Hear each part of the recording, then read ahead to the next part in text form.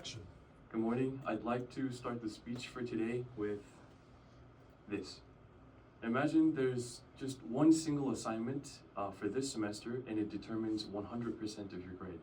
Would you rather take a written test or step up to a podium and give a presentation before a room full of people? According to a joint survey by Gallup Korea and CareerNet, more than 67% of Korean adults say they fear public speaking more than written exams. And I believe this fear starts in our classrooms. And so if this is the case, then the change must also start here. And so therefore, what I want to tell you today is that public speaking should be mandatory in Korean elementary schools because it builds confidence and strengthens critical thinking, all necessary skills for a cooperative society.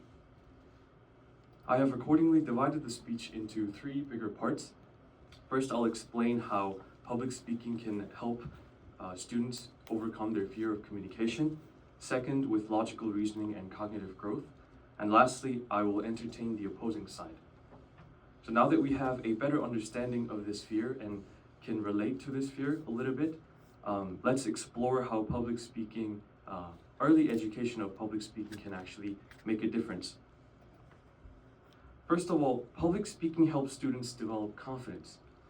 Early exposure to public speaking makes students express their ideas more freely before fear becomes actually ingrained. So for example, according to a study by Dr. Ian Doan Ramos, speaking activities encourage learners to organize their thoughts and most importantly, reduce their speech apprehension significantly. Now that we've seen how it helps with confidence, let's look at how it also strengthens the way students think. Public speaking also enhances critical thinking and logical organization.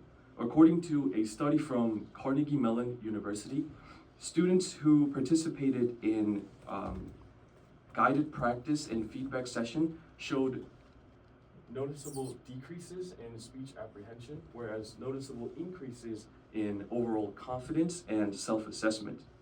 So far, we've seen how early education can be beneficial to students. Now let's also consider the other side of the table.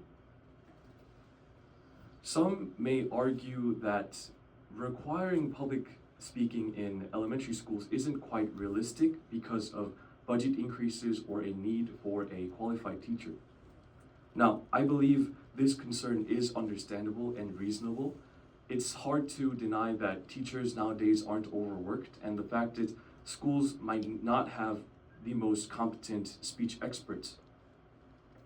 However, I don't think we should be seeing this problem as adding another burden or adding another brand new subject in schools. This should be more about gradual integration. For example, the George Lucas Educational Foundation shows us that public speaking can be effectively built into already existing subjects like ethics or English. And I also found a study by Dr. Ganga Dahal, I think, from the University of Warsaw, where he shows countries like Finland or Singapore already using this model successfully without any major increases in budget. So now that we've seen this can actually be implemented realistically in schools, let's briefly review what we've covered. To come to a conclusion, public speaking should be mandatory in elementary schools because it can first help students gain confidence and find their voice.